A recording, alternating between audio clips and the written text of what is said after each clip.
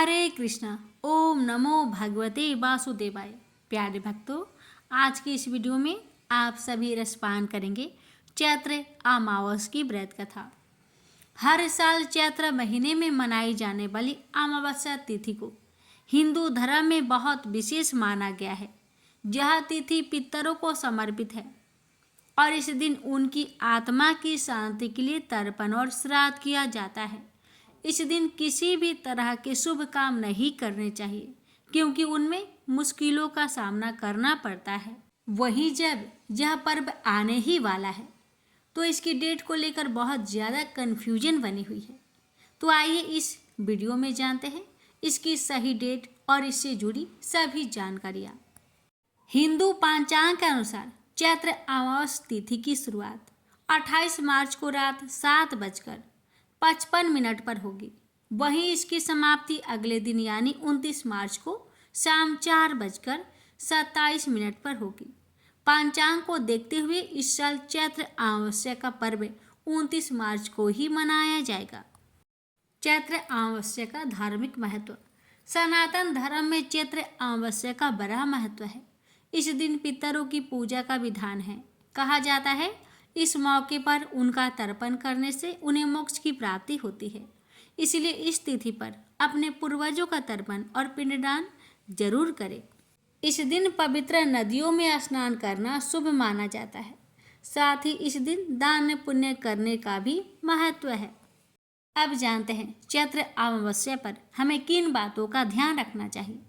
चैत्र अमावस्या पर पवित्र नदियों में स्नान करें, ज़्यादा से ज़्यादा दान पुण्य करें, ब्राह्मणों को भोजन कराएं, गरीबों और ज़रूरतमंदों को दान करें, नकारात्मक विचारों से दूर रहें, किसी भी तरह के वाद विवाद से बचें, तामसिक भोजन का सेवन गलती से भी ना करें। इस दिन किसी भी शुभ काम की शुरुआत ना करें। भक्तों, जानिए पितृदोष के लिए क्या करना चाहिए। धार्मिक मान्यताओं के अनुसार चैत्र अमावस्या पितृदोष से मुक्ति पाने के लिए भी महत्वपूर्ण मानी गई है। जो जातक पितृदोष की समस्या से लगातार परेशान हैं, उन्हें इस दिन किसी जानकार पुरोहित की मौजूदगी में विधि विधान के साथ उनका पिंडदान कराना चाहिए। माना जाता है कि चैत्र अमावस्या के दिन पितरों का तर्पण और श्राद्ध करने से पितृदोष से मुक्ति मिलती है क्योंकि यह दिन उनकी पूजा के लिए समर्पित है। अब आइए भक्तों, बड़े ही श्रद्धा और प्रसन्न मन से रसपान करते हैं चैत्र अमावस की संपूर्ण व्रत कथा। पौराणिक कथा के अनुसार किसी नगर में एक राजा रहता था। राजा की रानी बहुत ही धार्मिक विचारों की थी। राजमहल के ठीक सामने साहूकार की एक हवेली थी। रानी और उस साहूकार की पत्नी की घनिष्ठ मित्रता थी। तभी एक दिन हवेली से साहूकार की पत्नी की रोने की आवाज आई। इस पर रानी ने उससे कारण पूछा। तब राजा ने बताया कि साहूकार का पुत्र मर गया है। रानी ऐसे दुख से वंचित थी, इसलिए वो राजा से एक बार फिर पूछी कि ये दुख क्या होता है। इस पर राजा ने बोला कि जब तुम्हारा बेटा मरेगा तब तुम्हें समझ आएगा। ऐसा सुनकर तुरंत रानी ने अपने बेटे को नीचे फेंक दिया, पर भगवान की कृपा से उसे कुछ नहीं हुआ। रानी ने फिर पूछा कि ये दुख क्या होता है। तब राजा ने रानी को जवाब देते हुए कहा कि जब पड़ोसी राज्य में युद्ध होगा और मैं उस युद्ध में अकेला जाऊंगा, इसके बाद जब तुम मेरे मरने का समाचार सुनोगी तब तुम्हें पता चलेगा। हालांकि रानी अमावस्या व्रत करती थी, जिस वजह से राजा युद्ध जीतकर वापस आ जाते हैं। रानी फिर से सवाल करती है। तब इसके बाद राजा ने कहा कि जब हम गंगा माँ के दर्शन को जाएंगे तब मैं वहाँ गंगा नदी में कूद जाऊंगा, फिर तुम्हें पता चलेगा कि दुख क्या होता है। उधर भगवान शंकर कैलाश पर्वत पर बैठकर सब कुछ देख रहे थे और माता पार्वती से कहते हैं कि आओ मैं तुम्हें सुखी आत्मा के दर्शन कराता हूँ। इसके बाद भगवान शिव बकरे और माता पार्वती ने बकरी का रूप धारण करके एक बावली के पास घास चरने लगे। रानी ने उस बावली को देखकर कहा कि हम यहीं विश्राम करेंगे। इस दौरान रानी ने महादेव और माता पार्वती की सारी बातें सुन ली, जिसमें महादेव और माता पार्वती आपस में बातें कर रहे होते हैं कि रानी ने अमावस्या का व्रत किया है, इसलिए उसे इस जन्म में कोई दुख नहीं मिलेगा। सारी बातें सुनकर रानी को सब कुछ समझ आ गया। फिर उसने राजा को सब कुछ बताया। ऐसा माना जाता है कि अमावस्या व्रत करने से इंसान के सभी संकट दूर हो जाते हैं। प्रेम से बोलिए अमावस्या माता की जय। हर हर महादेव, माता पार्वती की जय। एक बार धनवती ने अपने पति देव स्वामी से कहा, स्वामी, आपका ध्यान स्वतः इस ओर नहीं गया कि हमारी पुत्री गुणवती अब विवाह योग्य हो गई है। अब समय आ गया है कि आप उसके लिए एक अच्छा सा वर ढूंढे। अपनी पत्नी की बात सुनकर देव स्वामी बोला, हाँ धनवती, तुमने ठीक कहा। मेरा तो इस ओर ध्यान ही नहीं गया कि अब हमारी पुत्री युवा हो गई है। सचमुच मुझे उसके विवाह की चिंता करनी चाहिए। पति की बात सुनकर धनवती प्रफुल्लित हो उठी। अब देव स्वामी पुत्री गुणवती के लिए अवश्य अच्छा सा वर ढूंढ लाएंगे। देव स्वामी ने विचार किया कि पुत्री के लिए वर की खोज शुरू करने से पहले किसी अच्छे ज्योतिषी से गुणवती की कुंडली दिखाकर पूछ लेना चाहिए कि उसके लिए किस प्रकार का वर उत्तम रहेगा। अपने विचार को कार्य रूप देने के लिए देवस्वामी गुणवती की कुंडली लेकर प्रसिद्ध ज्योतिषी के पास पहुंचा।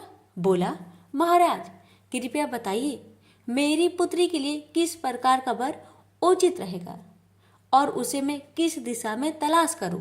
तो स्वामी ज्योतिषी कुछ कहते कहते रुक गए। हाँ महाराज, कहिए, देव स्वामी ने सुख होकर पूछा। ज्योतिषी ने कहा, देव स्वामी, अच्छा होगा कि तुम अपनी पुत्री का विवाह त्याग दो। लेकिन क्यों महाराज? ज्योतिषी की बात सुनकर देव स्वामी हतप्रभ रह गया। ज्योतिषी ने गंभीर स्वर में कहा, क्योंकि सप्तपदी होते होते तुम्हारी पुत्री विधवा हो जाएगी। ज्योतिषी की बात सुनकर देव स्वामी काफी गंभीर और उदास हो गया। उसने ज्योतिषी से इस विपदा का निवारण का उपाय पूछा। तब ज्योतिषी ने बताया, सिंघल द्वीप में भगवान विष्णु के भक्त सोमा नाम की एक धोबिन रहती है, जिसका पुण्य गुणवती के इस संकट को समाप्त कर सकता है। यदि वह गुणवती के विवाह के समय उपस्थित रहे तो वह सप्तपदी के समय गुणवती को विधवा होने से बचा सकती है। देवस्वामी जब घर लौटा तो उसने अपनी पत्नी और पुत्री को इस विडंबना के बारे में बताया। पिता की बात सुनकर गुणवती ने कहा, पिताजी, मैं सोमा के पास जाऊंगी और उसकी सेवा कर उसके पुण्य के प्रताप से अपना भविष्य सुधारूंगी, अन्यथा वही सारा जीवन व्यतीत कर दूंगी। कोई और विकल्प न देखकर देव स्वामी को भी अपनी प्रिय पुत्री का आग्रह स्वीकार करना पड़ा। उसने अपने सबसे छोटे पुत्र सील स्वामी को गुणवती के साथ भेज दिया। दोनों सिंघल द्वीप के लिए चल पड़े। समुद्र तट पर पहुंचकर वे ठिठक गए। उन्हें समझ में नहीं आ रहा था कि कैसे समुद्र पार करके सिंघल द्वीप पहुंचा जाए। बड़ी देर तक भटकने के बाद थक हार कर वे दोनों एक बट वृक्ष के नीचे जा बैठे। वे दोनों अत्यंत भूखे प्यासे थे। वे दोनों जिस वृक्ष के नीचे बैठे थे उस वृक्ष के ऊपर एक गिद्ध का घोंसला था। गिद्ध अपने बच्चों के लिए भोजन की तलाश में गया था। बच्चे घोंसले में ही थे और गुणवती और सील स्वामी की दशा देखकर दुखी हो रहे थे। जैसे ही गिद्ध बच्चे के लिए भोजन लेकर लौटा, वैसे ही बच्चों ने उन दोनों भाई बहन के बारे में उसे बताया, उनकी मदद करने का आग्रह किया। अपने बच्चों का आग्रह सुन गिद्ध पसीज उठा और उसने गुणवती तथा सील स्वामी को अपने पंखों पर बैठाकर सिंघल द्वीप में सोमा के घर के निकट पहुंचा दिया। सिंघल द्वीप में सोमा के घर के निकट पहुंचकर गुणवती विचार करने लगी ज्योतिषी ने बताया था कि यदि सोमा मेरे विवाह के अवसर पर उपस्थित रहे तो मैं सप्तपदी के समय विधवा होने से बच सकती हूँ। सोमा को प्रसन्न करके ही साथ चलने का आग्रह किया जा सकता है। यह विचार कर दोनों भाई बहन ने पास में ही एक झोपड़ी बनाई, उसमें रहने लगे। सोमा नित्य प्रतः भगवान विष्णु की आराधना किया करती थी। उसके जागने से पूर्व ही उसकी बहुएं उसकी पूजा स्थल को लीप पोत कर संवार दिया करती थी। अब गुणवती ने सोमा की बहुओं से पहले ही जागकर सोमा के पूजा स्थल को लीप पोत कर संवारना शुरू कर दिया। सोमा का ध्यान शीघ्र ही इस ओर गया कि मेरी पूजा स्थल जिस ढंग से संवारा जाता है उस ढंग से मेरी बहुएं कभी नहीं संवारती। सोमा धोबन ने बहुत सोच विचार कर अपनी बहुओं से पूछा। उन्होंने झूठ बोल दिया कि हम लोग ही यही काम करते हैं। तब सोमा ने स्वयं पता लगाने का निश्चय किया। वह रात भर जागते रही। रात्रि की अंतिम पहर में उसने एक युवती को पूजा स्थल को लीपते हुए देखा। सोमा तत्काल उसके पास पहुंची और बोली, पुत्री, तुम कौन हो और प्रतिदिन मेरे स्थल की साफ सफाई क्यों करती हो? तब सोमा ने अपना परिचय देते हुए अपने संकट के बारे में बताया और उससे अपने साथ चलने का आग्रह किया। गुणवती की सेवा भावना देखकर सोमा का मन द्रवित हो उठा। वह गुणवती के साथ चलने के लिए तैयार हो गई। शुभ मुहूर्त पर गुणवती का विवाह समारोह प्रारंभ हुआ। सप्तपदी पूर्ण होते होते वर अचेत होकर गिर पड़ा। तत्काल उसकी मृत्यु हो गई। तब सोमा भगवान विष्णु से प्रार्थना करने लगी कि हे भगवान, मेरे पुण्य का फल वर को देकर उसे जीवित कर दो। भगवान विष्णु ने सोमा की प्रार्थना स्वीकार करते हुए वर को जीवित कर दिया। गुणवती अपने पति को जीवित पाकर भाव विभोर हो गई। सोमा अपना काम पूरा करके सिंघल द्वीप लौट गई। घर पहुंचकर उसे एक हृदय विदारक दृश्य देखने को मिला। पुण्यवती सोमा की अनुपस्थिति में उसके पति, पुत्रों एवं दामाद की मृत्यु हो गई थी। परिजन उसके शव के निकट विलाप करते हुए सोमा की आने की प्रतीक्षा कर रहे थे। सोमा ने उसी समय भगवान विष्णु का ध्यान करते हुए पीपल के वृक्ष की 108 बार परिक्रमाएं की। इससे भगवान विष्णु ने प्रसन्न होकर सोमा की पति, पुत्र एवं दामाद को जीवित कर दिया। यह देखकर सोमा की बड़ी बहू ने कहा, हम लोग भी आज से भगवान विष्णु की आराधना किया करेंगे। माँ कोई उत्तर दे पाती, इससे पूर्व ही भगवान विष्णु प्रकट हो गए और उन्होंने सोमा की बहुओं को समझाते हुए कहा, यह मात्र मेरी कृपा का परिणाम नहीं है, ये तो सोमा के उस पुण्य का सुपरिणाम है जो इसने निष्ठा, लगन और परोपकार के द्वारा अर्जित किया है। मैं भी उसी की सहायता करता हूँ जो आडंबर को त्याग कर मौन साधना और परोपकार में मन लगाता है। भगवान विष्णु की बात सुनकर सोमा की बहू की आंखें खुल गई और उन्होंने भी ईश्वर की मौन साधना और परोपकार का प्रण किया। प्रेम से बोलिए विष्णु भगवान की जय। तुलसी माता और गणेश भगवान की कथा। भगवान श्री गणेश को तुलसी नहीं चढ़ती। इसके पीछे पुराणों में एक रोचक कथा मिलती है। एक समय में धर्मात्मज नाम के राजा हुआ करते। उनकी कन्या तुलसी यौन अवस्था में थी। अपने विवाह की इच्छा लेकर तीर्थ यात्रा पर निकल पड़ी। उन्होंने कई जगह की यात्रा की। एक स्थान पर उन्हें तरुणावस्था में भगवान श्री गणेश को तपस्या में लीन देखा। भगवान गणेश का रूप अत्यंत मोहक और आकर्षक था। तुलसी भगवान गणेश के इस रूप पर मोहित हो गई और अपने विवाह का प्रस्ताव उनके समक्ष रखने के लिए उनका ध्यान भंग कर दिया। भगवान गणेश ने स्वयं को ब्रह्मचारी बताते हुए तुलसी का विवाह प्रस्ताव ठुकरा दिया। तुलसी को भगवान गणेश के इस रूखे व्यवहार और अपना विवाह प्रस्ताव ठुकराए जाने से बहुत दुख हुआ और उन्होंने आवेश में आकर भगवान गणेश को 2 विवाह होने की श्राप दे दिया। इस पर श्री गणेश ने भी तुलसी को असुर से विवाह होने का श्राप दे डाला। बाद में तुलसी को अपनी भूल का एहसास हुआ। और भगवान गणेश से क्षमा मांगी। ना तुम्हारा श्राप खाली जाएगा ना मेरा। मैं रिद्धि और सिद्धि का पति बनूंगा और तुम्हारा भी विवाह राक्षस जलांधर से अवश्य होगा। लेकिन अंत में तुम भगवान विष्णु और श्री कृष्ण की प्रिया बनोगी और कलयुग में भगवान विष्णु के साथ तुम्हें पौधे के रूप में पूजा जाएगा। लेकिन मेरी पूजा में तुलसी का प्रयोग नहीं किया जाएगा। प्रेम से बोलिए तुलसी माता की जय, गणेश भगवान की जय।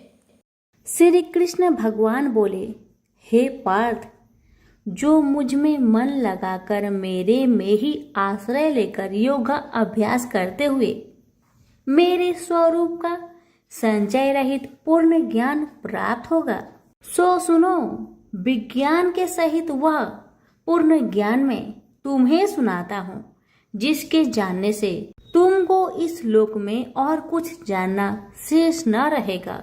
सहस्त्रों मनुष्य में से कोई एक सिद्धि प्राप्त के लिए यत्न करता है।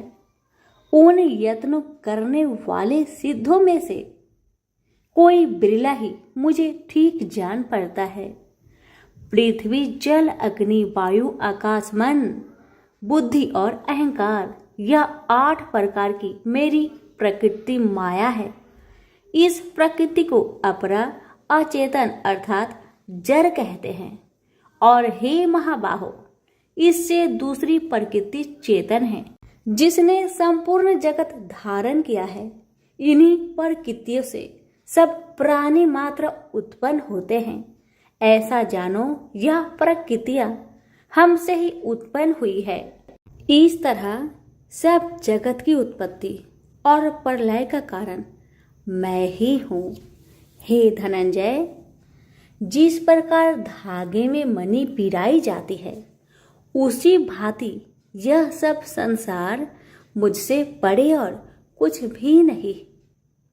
हे कुंती पुत्र, जल में रस में मैं ही हूँ, चंद्रमा और सूर्य में प्रकाश में मैं ही हूँ, सब वेदों का सार मैं ही हूँ, आकाश में शब्द तथा पुरुष में पौरुष मैं ही हूँ।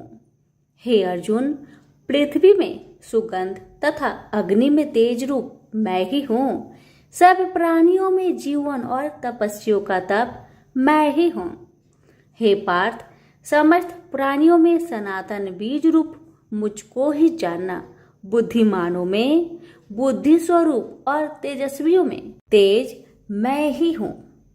हे अर्जुन, काम और रोग रहित बलवान पुरुषों में धर्म के विरुद्ध न जानने वाला कर्म मैं ही हूँ। जितने भी स्वास्तिक, राजस, तामस पदार्थ है, वे सब मुझसे ही उत्पन्न हैं, परंतु उनमें मैं नहीं रहता। ये सब मुझ में है। सत्व, रज, तम, इन तीनों गुणों के प्रभाव से यह सारा जगत मोहित हो रहा है। इस कारण यह मेरी गुणमयी और दिव्यमयी माया अति दुस्तर है।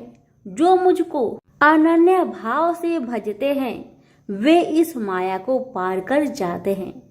हे भारत श्रेष्ठ अर्जुन, 4 प्रकार के जीव मुझको भजते हैं। दुखिया, जिज्ञासु, ऐश्वर्य की कामना करने वाले और ज्ञानी, जिनमें मुझे सदा एकाग्रचित और केवल मेरी भक्ति करने वाले, और ज्ञानी, जिनमें मुझे सदा एकाग्रचित और केवल मेरी भक्ति करने वाले ज्ञानी पुरुष श्रेष्ठ है। क्योंकि मैं ज्ञानी को अत्यंत प्रिय हूँ और वह मुझको प्रिय है। यद्यपि ये सभी भक्त श्रेष्ठ है, तथापि ज्ञानी तो मेरी आत्मा ही है, क्योंकि वह मुझ में ही मन लगाकर मुझको ही सर्वोत्तम गति मान मेरा ही आश्रय ग्रहण करता है। वह ज्ञानी अनेक जन्मों के बाद मुझे पा लेता है। ऐसा महात्मा अति दुर्लभ है, जो सब जगत को वासुदेवमय समझे। हे अर्जुन, जो भक्त श्रद्धा पूर्वक जिस जिस देवता का पूजन करना चाहते हैं, उन पुरुषों की उस श्रद्धा को मैं ऋण कर देता हूँ। यह उस श्रद्धा से मुक्त होकर उस देवता की आराधना करता है, फिर उसको मेरे ही रचे हुए काम का फल प्राप्त होते हैं। परंतु उन अल्प बुद्धि वालों का फल नाशवान है। देवताओं की आराधना करने वाले देवताओं को मिलते हैं और अव्यय, अविनाशी, अच्युतम स्वरूप को न जानकर मंद बुद्धि लोग मुझे अव्यक्त को व्यक्त मानते हैं। मैं योग माया से आच्छादित होने के कारण सबको नहीं दिखता, उसी से मूर्ख लोग अनादि तथा अविनाशी मुझको नहीं जानते। हे अर्जुन, मैं भूत, भविष्य और वर्तमान के सभी प्राणियों को ही जानता हूँ, पर मुझे कोई भी नहीं जानता। हे भारत, हे परम तप, इच्छा और देश से उत्पन्न होने वाले सुख दुख आदि धंधों के मोह से जगत के सभी प्राणी भ्रम में फंस जाते हैं। जिन पुण्य आत्माओं के पाप नष्ट हो गए हैं, वह पुरुष दृढ़ मोह से छूटकर दृढ़ निश्चय करके मेरी भक्ति करते हैं, जो आश्रय लेकर जीवन मरण से दूर करने के अर्थ प्रयत्न करते हैं। वे पुरुष ब्रह्मा आत्मज्ञान अपने चित्त को निश्चल रखकर उसका संगम करता है और अंत कारण की समाधि लगाता है, जिस अवस्था में योग अभ्यास के कारण चित्त का वेग रुक रुक कर विषयों से पृथक होने लगता है और जब शुद्ध अंतःकरण से आत्मा को देखकर आत्मा में ही संतुष्ट होता है, जिस अवस्था में वह अत्यंत सुख जो इंद्रियों द्वारा जाना नहीं जा सकता, वरन केवल बुद्धि से ही जाना जाता है, और जब वह योगी अनुभव करता है तब आत्मा स्वरूप में स्थिर हो उससे विचलित नहीं होता। इस अवस्था को पाकर फिर और कोई लाभ उसको अच्छा नहीं लगता, और जहाँ स्थिर होने पर और कोई बड़ा भारी दुख उसको वहां से चलायमान नहीं कर सकता।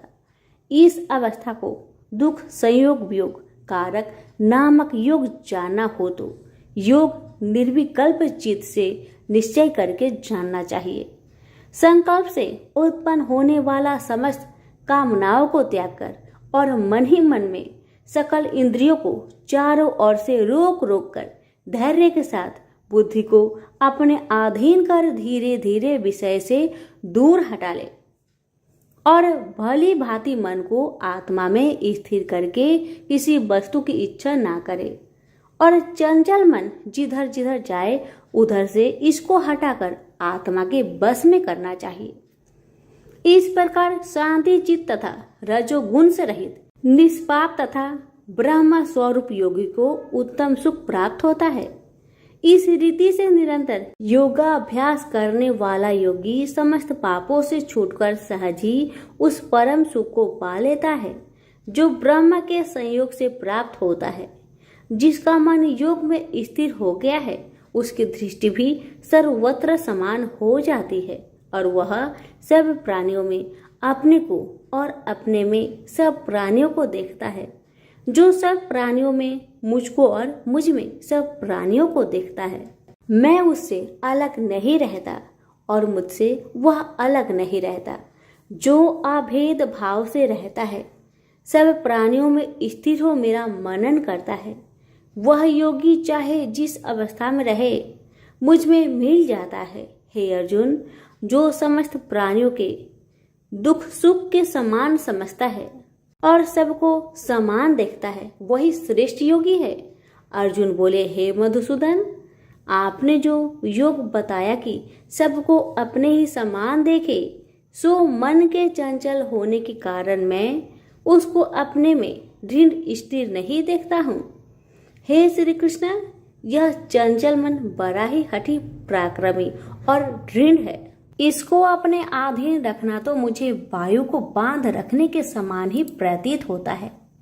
श्री कृष्ण भगवान ने कहा, हे महाबाहो, इसमें संदेह कि मन अति चंचल है, तो भी हे कुंती पुत्र, अभ्यास और वैराग्य से इसे बस में किया जा सकता है।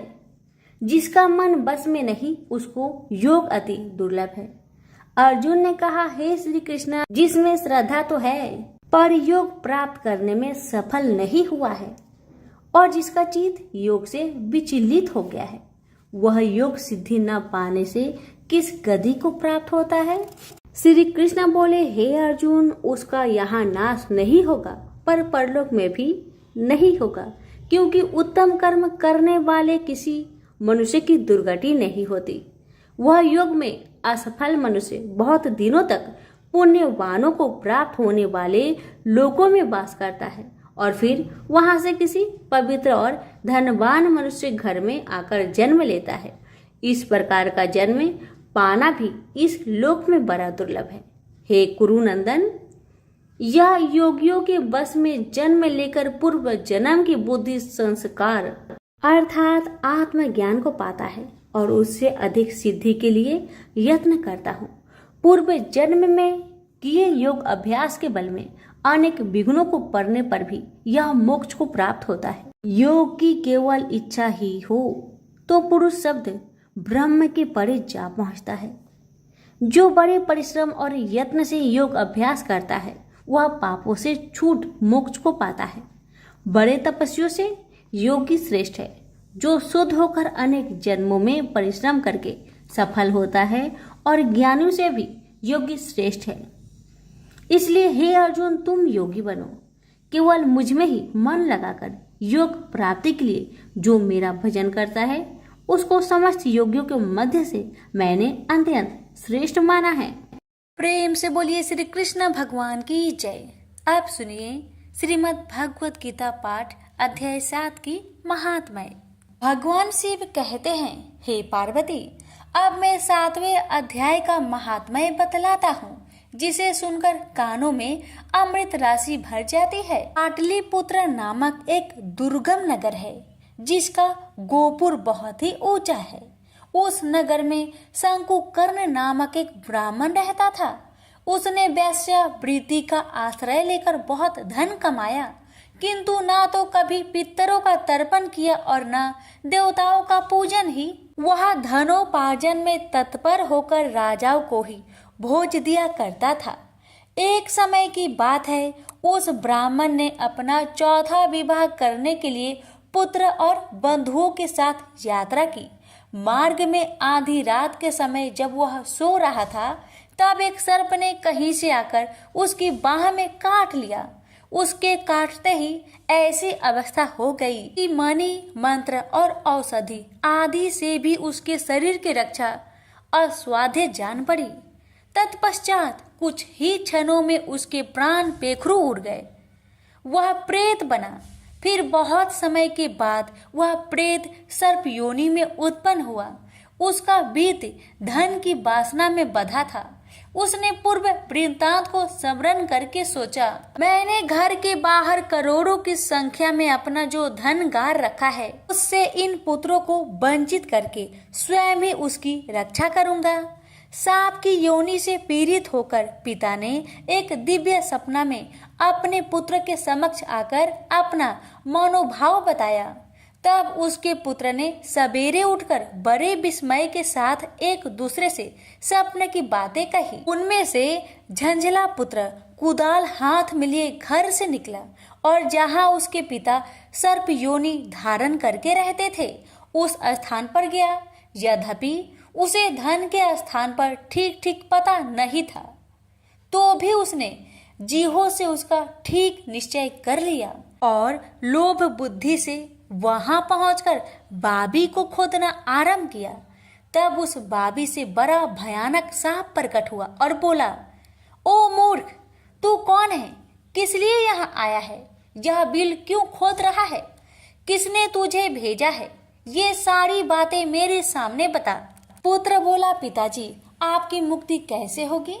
इसका उपाय मुझे बतलाइए, क्योंकि मैं इतनी रात को सब लोगों को छोड़कर आपके पास आया हूँ।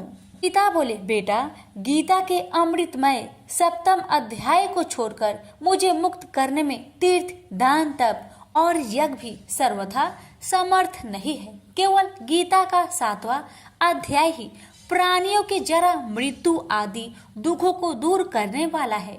पुत्र, मेरे श्राद्ध के दिन गीता के 7वें अध्याय का पाठ करने वाले ब्राह्मण को श्रद्धा पूर्वक भोजन कराओ। इससे निसंदेह मेरी मुक्ति हो जाएगी। बस अपनी शक्ति के अनुसार पूर्ण श्रद्धा के साथ निर्वर्षी और वेद विद्या में प्रवीण अन्य प्राणी को भी भोजन कराना। सर्प योनि में परे हुए पिता के यह वचन सुनकर सभी पुत्र ने उनकी आज्ञा अनुसार तथा उससे भी अधिक किया।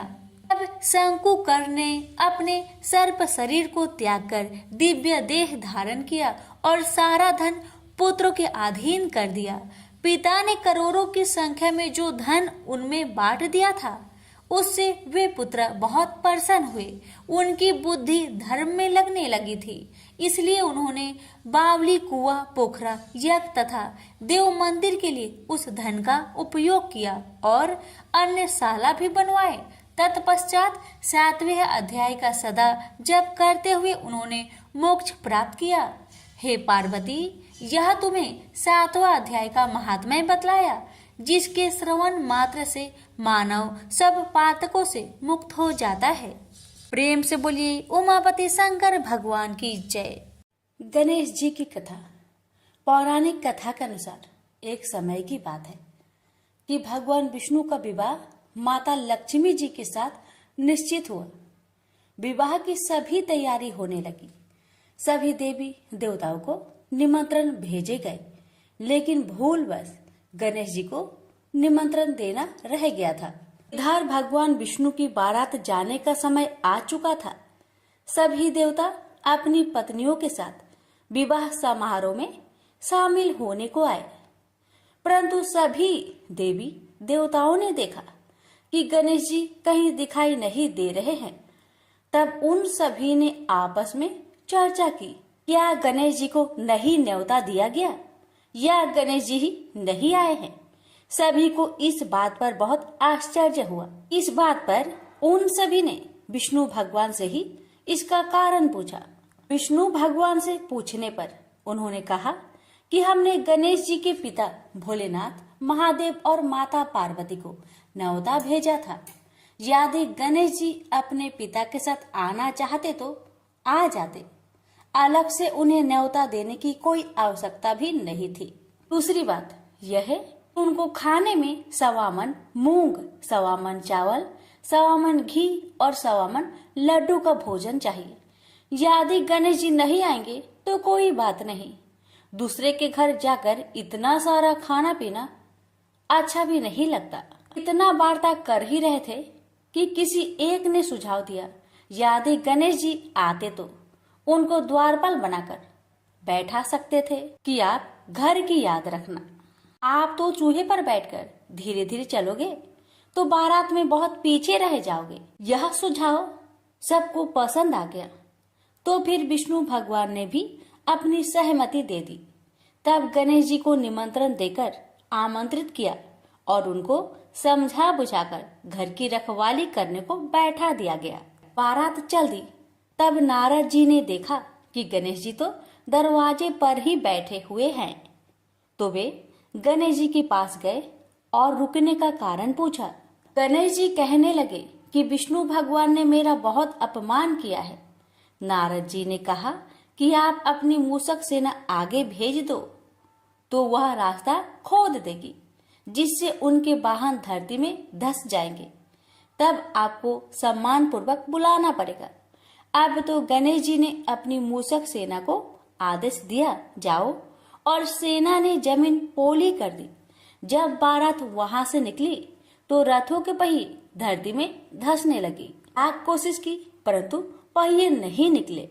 सभी ने अपने अपने उपाय किए, परंतु पहिए तो नहीं निकले, बल्कि जगह जगह से टूटने लगे। किसी को समझ में नहीं आ रहा था कि अब क्या किया जाए। तब तो नारद जी ने आकर कहा, आप लोगों ने गणेश जी का अपमान किया, जिस कारण यह विघ्न आ रहे हैं। यदि उन्हें मनाकर लाया जाए तो आपका कार्य सिद्ध हो सकता है और यह संकट टल सकता है। शंकर भगवान ने अपने दूत नंदी को भेजा और वे गणेश जी को लेकर आए। गणेश जी का आदर सम्मान के साथ पूजन किया गया। फिर रथ के पहिए निकलने लगे और यह संकट टल गया। अब रथ के पहिए निकल तो गए, परंतु वे टूट फूट गए थे, तो उन्हें सुधारे कौन। पास के खेत में एक हाथी काम कर रहा था। उसे बुलाया गया। खाती अपना कार्य करने से पहले श्री गणेशाय नमः कहकर गणेश जी की वंदना मन ही मन करने लगा। देखते ही देखते खाती ने सभी पहियों को ठीक कर दिया। तब खाती कहने लगा कि हे देवताओं, आपने सर्वप्रथम गणेश जी को नहीं मनाया होगा और न ही उनकी पूजन की होगी, इसलिए तो आपके साथ यह संकट आया है। मैं तो मूर्ख अज्ञानी हूँ, फिर भी पहले गणेश जी को पूजते हैं, उनका ध्यान करते हैं। आप लोग तो देवगण हैं, फिर भी आप गणेश जी को कैसे भूल गए? अब आप लोग भगवान श्री गणेश जी की जय बोलकर जाए तो आपके सब काम बन जाएंगे और कोई संकट भी नहीं आएगा। ऐसा कहते हुए बारात वहां से चल दी और विष्णु भगवान का लक्ष्मी जी के साथ विवाह संपन्न करा के सभी सकुशल घर लौट आए। हे गणेश जी महाराज, आपने विष्णु को जैसा कारज सरियो ऐसा कारज सबको सिद्ध करिजो। बोलिए गजानन भगवान की जय। लक्ष्मी माता की कहानी। एक बार लक्ष्मी जी ने मनोहर रूप यानी बहुत ही अद्भुत रूप धारण करके गायों के एक झुंड में प्रवेश कर लिया और उनके इस सुंदर रूप को देखकर गायों ने पूछा कि देवी, आप कौन हैं और कहां से आई हैं? गायों ने ये भी कहा कि आप पृथ्वी की अनुपम सुंदरी लग रही हो। तब गायों ने एकदम से कहा कि सच सच बताओ, आखिर तुम कौन हो और तुम्हें कहाँ जाना है? तब लक्ष्मी जी ने विनम्रता से गायों से कहा कि तुम्हारा कल्याण हो। असल में मैं इस जगत में अर्थात संसार में लक्ष्मी के नाम से प्रसिद्ध हूँ और सारा जगत मेरी कामना करता है, मुझे ही पाना चाहता है। मैंने दैत्यों को छोड़ दिया था और इसलिए वे सदा के लिए नष्ट हो गए। इतने ही नहीं, मेरे आश्रय में रहने के कारण इंद्र, सूर्य, चंद्रमा, विष्णु, वरुण तथा अग्नि आदि सभी देवता सदा के लिए आनंद भोग रहे हैं। इसके बाद माँ लक्ष्मी ने कहा कि जिनके शरीर में मैं प्रवेश नहीं करती वे सदैव नष्ट हो जाते हैं और अब मैं तुम्हारे शरीर में ही निवास करना चाहती हूँ। लेकिन इसके बाद भी कथा अभी खत्म नहीं हुई, क्योंकि गायों ने अब तक माँ लक्ष्मी को अपनाया नहीं था। गाय ने क्यों किया माँ लक्ष्मी का त्याग? देवी लक्ष्मी की इन बातों को सुनने के बाद गायों ने कहा कि तुम बड़ी चंचल हो, इसलिए कभी कहीं नहीं ठहरती। इसके अलावा तुम्हारा बहुतों के साथ भी एक सही संबंध है, इसलिए हमें तुम्हारी इच्छा नहीं है। तुम्हारी जहाँ भी इच्छा हो तुम चली जाओ। तुमने हमसे बात की, इतने में ही हम अपने आप को तुम्हारी कृतार्थ यानी तुम्हारी आभारी मानती हैं। गायों के ऐसा कहने पर लक्ष्मी ने कहा कि ये तुम क्या कह रही हो? मैं दुर्लभ और सती हूँ, अर्थात मुझे पाना आसान नहीं, पर फिर भी तुम मुझे स्वीकार नहीं कर रही। आखिर इसका कारण क्या है? यहाँ तक कि देवता, दानव, मनुष्य आदि सब कठोर तपस्या करके मेरी सेवा का सौभाग्य प्राप्त करते हैं, अतः तुम भी मुझे स्वीकार करो। वैसे भी इस संसार में ऐसा कोई नहीं जो मेरा अपमान करता हो। ये सब सुनकर गायों ने कहा कि हम तुम्हारा अपमान या अनादर नहीं कर रहे, केवल तुम्हारा त्याग कर रहे हैं, और वह सिर्फ इसलिए क्योंकि तुम्हारा मन बहुत चंचल है। तुम कहीं भी जमकर नहीं रहती, अर्थात एक स्थान पर नहीं रुक सकती, इसलिए अब बातचीत करने से कोई लाभ नहीं। तो तुम जहाँ जाना चाहती हो जा सकती हो। इस तरह से गायों ने माँ लक्ष्मी का त्याग कर दिया, क्योंकि गायों को मालूम था कि लक्ष्मी कभी किसी के पास नहीं रहती, बल्कि पूरे संसार में घूमती रहती है। पर फिर भी माँ लक्ष्मी ने हार नहीं मानी और इतना सब होने के बाद भी वार्तालाप जारी रखी। अब आखिर में माँ लक्ष्मी ने कहा, गायों, तुम दूसरे को आदर देने वाली हो और यदि तुमने ही मुझे त्याग दिया तो सारे जगत में मेरा अनादर होने लगेगा। इसलिए तुम मुझ पर भी अपनी कृपा करो। मैं तुमसे केवल सम्मान चाहती हूँ। तुम लोग सदा सबका कल्याण करने वाली पवित्र और सौभाग्यवती हो। तो मुझे भी बस आज्ञा दो कि मैं तुम्हारे शरीर के किस भाग में निवास करूं। इसके बाद गाय ने भी अपना मन बदल लिया और गायों ने कहा, हे यशस्विनी, हमें तुम्हारा सम्मान अवश्य ही करना चाहिए, इसलिए तुम हमारे गोबर और मूत्र में निवास करो, क्योंकि हमारी ये दोनों वस्तुएं ही परम पवित्र है। तब माँ लक्ष्मी ने कहा, धन्यवाद और धन्य भाग मेरे, जो तुम लोगों ने मुझ पर अनुग्रह किया, यानी मेरे प्रति इतना कृपा दिखाई। मैं अवश्य ऐसा ही करूंगी। मैं सदैव तुम्हारे गोबर और मूत्र में ही निवास करूंगी। सुखदायिनी गायो अर्थात सुख देने वाली गायो, तुमने मेरा मान रख लिया, अतः तुम्हारा भी कल्याण हो। बस यही वचन है कि गाय की इन दोनों वस्तुओं को लक्ष्मी का ही रूप समझा जाता है। प्रेम से बोलिए लक्ष्मी माता की जय। लापसी तपसी की कथा। एक लापसी था, एक तपसी था। तपसी हमेशा भगवान की तपस्या में लीन रहता था। लापसी रोजाना 1.25 सेर की लापसी बनाकर भगवान का भोग लगाकर जीम लेता था। एक दिन दोनों लड़ने लगे। लापसी बोला, मैं रोज भगवान की तपस्या करता हूँ, इसलिए मैं बड़ा हूँ। लापसी बोला कि मैं रोज भगवान को 1.25 सेर लापसी का भोग लगाता हूँ, इसलिए मैं बड़ा हूँ। नारद जी वहां से गुजर रहे थे। दोनों को लड़ता देखकर उनसे पूछा कि क्यों तुम लड़ रहे हो। लापसी ने खुद को बड़ा होने का कारण बताया और तपसी ने अपना कारण बताया। नारद जी बोले, तुम्हारा फैसला मैं कर दूंगा। दूसरे दिन लापसी और तपसी नहाकर अपनी रोज की भक्ति करने आए तो नारद जी ने छुपकर 1.25 करोड़ की एक एक अंगूठी उन दोनों के आगे रख दी। तपसी की नजर जब अंगूठी पर पड़ी तो उसने चुपचाप अंगूठी उठाकर अपने नीचे दबा ली। लापसी की नजर अंगूठी पर पड़ी लेकिन उसने ध्यान नहीं दिया। भगवान को भोग लगाकर लापसी खाने लगा। नारद जी सामने आए तो दोनों ने पूछा कि कौन बड़ा। तो नारद जी ने तपसी को खड़ा होने को कहा। वो खड़ा हुआ तो उसके नीचे दबी अंगूठी दिखाई पड़ी। नारद जी ने तपसी से कहा, तपस्या करने के बाद भी तुम्हारी चोरी करने की आदत नहीं गई, इसलिए लापसी बड़ा है और तुम्हें तुम्हारी तपस्या का कोई भी फल नहीं मिलेगा। तपसी शर्मिंदा होकर माफी मांगने लगा। उसने नारद जी से पूछा, मुझे मेरी तपस्या का फल कैसे मिलेगा। नारद जी ने कहा, यदि कोई गाय और कुत्ते की रोटी नहीं बनाएगा तो फल तुझे मिलेगा। यदि कोई ब्राह्मण को भोजन करवाकर दक्षिणा नहीं देगा तो फल तुझे मिलेगा। यदि कोई साड़ी के साथ ब्लाउज नहीं देगा तो फल तुझे मिलेगा।